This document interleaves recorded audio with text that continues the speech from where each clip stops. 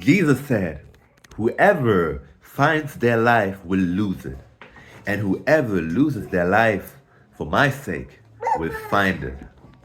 In Matthew 10:39, Bruce Lee said it this way: like everyone else, you want to learn the way to win, but you never accept the way to lose.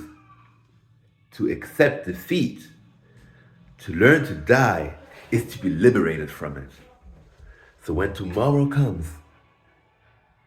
you must free your ambitious mind and learn the art of dying. And the late Kobe Bryant also had different interesting takes on it. There are sentences that we understand right away, sentences like hate losing as much as you love winning, or the moment you give up is the moment someone else's wins, or the moment you let someone else win, about competition and drive and you against other people. But he also understood, maybe later in his career, or maybe all along, that winning and losing is an inside job. And he said stuff like, when being asked about losing, he said, it's exciting, or you face it, you learn from it. And then there's the third aspect, which is why I'm bringing up his name in this conversation about winning and losing and the art of embracing all outcomes and thereby being independent from the results. Because you have to love the process, you have to love the dynamics and being grateful to just be part of it. Not talking as a loser who never thinks that he could ever win, but knowing that everything is coincidental and faithful at the same time if you believe in a God like me, Adonai. So the third part is that it's not about winning or losing, because all these goals are minor, are arbitrary, and we set them for ourselves. In his words, I can remember winning the championship and then being like, now what? Teammates celebrating the champagne everywhere. And I'm thinking to myself, okay, now what? And the second quote by him is, if you're afraid you're going to fail, then you're probably going to fail. Showing that, first of all, it's a mindset. It starts about what you think, and it moves and shapes all your other decisions and actions. But secondly, winning is futile. Okay, you win, then you're happy for a second, but it's futile. And I will conclude with the Bible, with the Word of God, because in Ecclesiastes it is said that the sleep of the laborer is sweet, whether he eats little or much.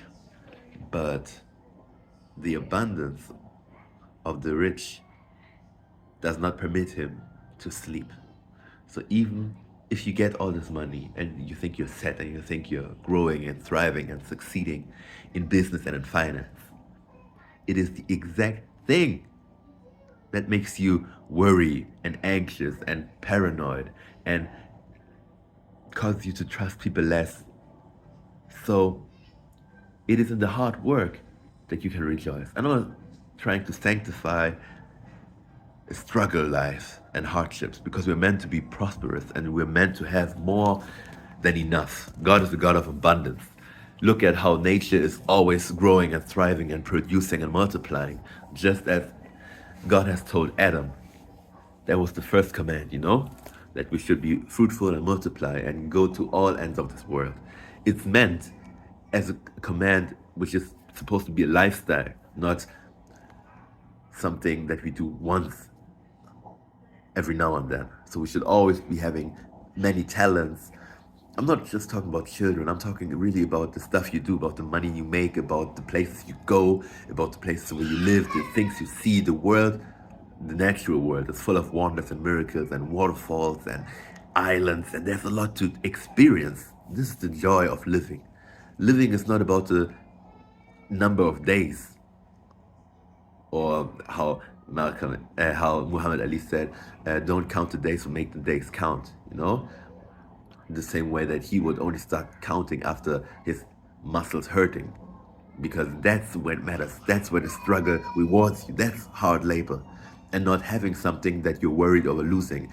I am not a married man to have anxiety over my wife cheating or leaving me every day. I'm a married man to enjoy every day that I'm spending with her, about the woman I cherish the most, to hold her close, not to own and possess her and to hurt her physically, mentally, sexually, but to nurture her, to help her grow and to enjoy her company and be inspired by her. So it's about knowing what you have, working on it with all your love and consideration and patience, because good things take time, and marriage is work, and your business is work, and working your dreams and passions is work.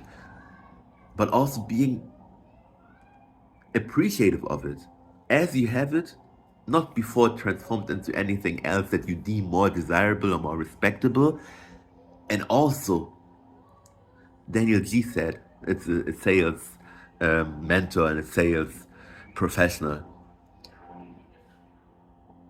The highest form of gratitude in business is working 5 times harder in that business. I'm paraphrasing, but that's what he said in a sentence. So if you're grateful, you give more. You just give more. If we are grateful Christians, we give more to our God. We devote ourselves even more. We devote ourselves to our wife and to our personal lives and to our business and our joys and everything that fuels us. We give back. That's how we create virtuous cycles.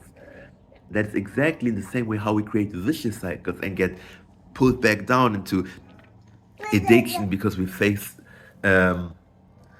difficult situations and difficult feelings that we are trying to avoid and run away from, and conversations with ourselves or with other people that we need to have in order to move forward mentally and in their lives in all these areas. You need to do the right things at all times and keep building on that. And you can slack off, you can have mistakes, you can have off days, you can be depressed, but even the depression is meant to be a transition. It's meant to be for a moment so that you learn, you regroup, you figure out things about yourself and how to do things differently, and then you come back. It's not meant to be for you to stay outside in the sidelines, being expected of other people's life, but you are not living. Come, I'll help you up. My baby wants to get up on the bed. So that's, you see his little feet? Yeah. So that's all I'm saying. You really have to understand that as a Christian, all the hard work is what is gonna make you happy as you're doing it, successful after the fruits are ripening, after you've worked the fields long enough. But also, it all comes from God, and it means nothing without God, because we should live to please God and to be reunited with Him after this life. This life is a journey, it's a test, it's a holiday, it's a vacation. It is not our final resting place. So nothing we do here should be the